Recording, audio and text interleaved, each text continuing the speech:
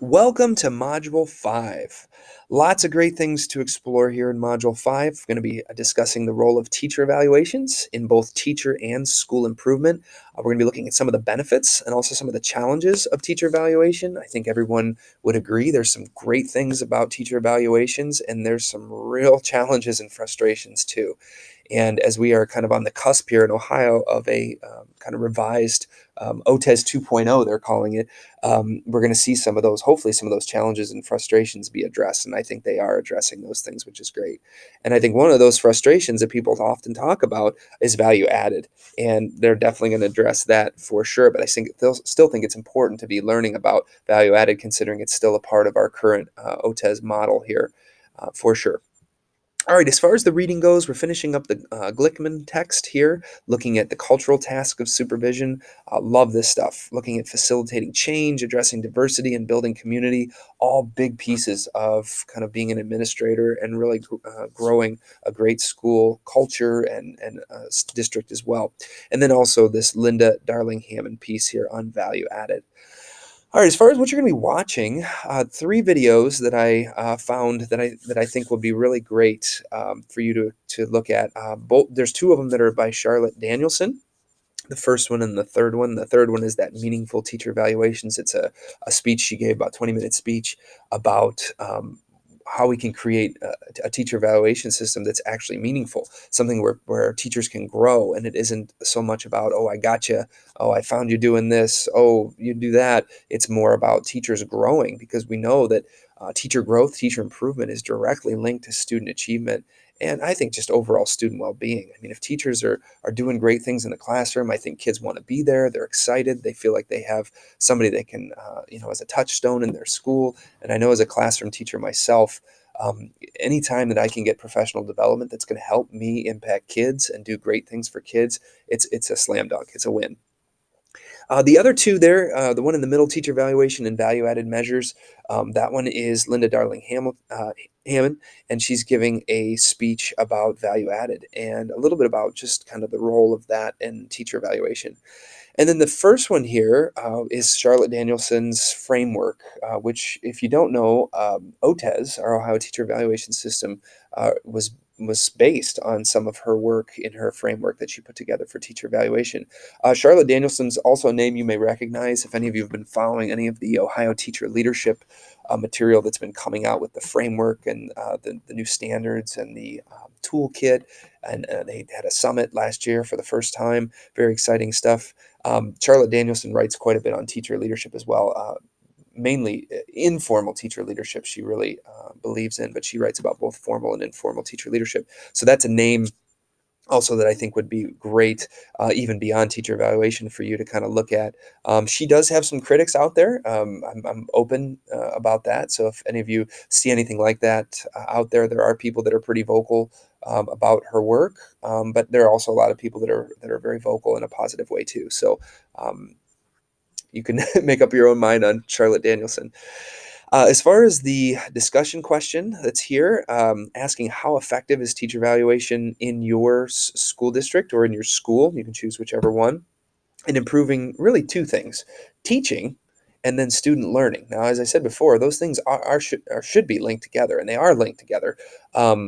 But how are we using teacher evaluation to improve teaching? Is that really happening?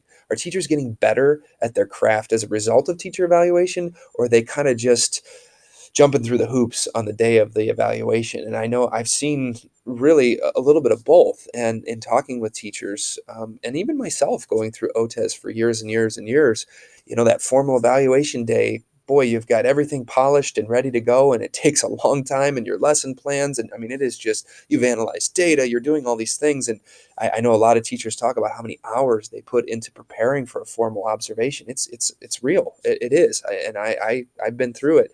Um, and I understand why teachers, struggle to do that kind of lesson every single day. But is that kind of what we want to get at? Is that what we want a teacher to spend all that time preparing for this like rock star lesson? Um, Or would it be better for teachers to find efficient ways to make their students more comfortable in the classroom and to learn and just to have a better environment? I think that's the win, right? That ongoing professional development that is targeted, personalized, all those things. So again, just kind of a neat topic, really, seeing how it kind of plays out in your school district. So be sure to talk about that. Talk about the successes. Talk about the challenges, personal successes and challenges. I know it feels good to get a good teacher rating, and I know sometimes it can be hard when you get your value added measures back. And you're sitting there going, "Oh my goodness, what happened?" Right? So there's all of these pieces that are a part of it. The SLO process. My goodness, so many different pieces of that too. Okay, as far as the reflection activity, going to be looking at this value added piece by Linda Darling Hammond and kind of how that really plays in the teacher evaluation system. And then your actual task here, your big task, is that professional growth plan to build teacher capacity. And again, we're operating on the current OTES model. Again, the OTES 2.0 is in its pilot stage right now. So I didn't want to have everyone use the pilot because, in truth, it hasn't been formally adopted yet. So I didn't want to have everybody going through this new system when the new system actually might look different when we're done. That's why it's a pilot. My own school district is going through the pilot right now, and it's been very interesting kind of seeing the teachers and the administrators kind of work through the process. And I think there's been some good things, and there's definitely been some challenges and frustrations. But I do know one of the things that's been very exciting for our administrators is that there's a lot more opportunity for them to be flexible with things like walkthroughs, right? And also kind of the organization of how you do the walkthroughs and the observations. The state is making suggestions, but leaving it up to the districts and the principals to kind of choose how they want to do things. And I think that's always a good thing, that people can kind of choose how they want to use the tools for sure. All right, so you're going to be looking at that. Two pre-conferences, two formal observations, classroom walkthroughs, and two post-conferences.